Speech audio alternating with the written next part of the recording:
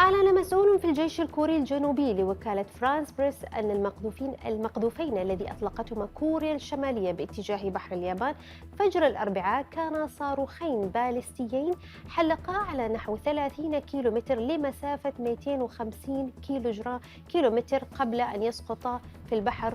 وأضاف أيضا أنه يتوقع عمليات إطلاق أخرى محتملة من جهتها.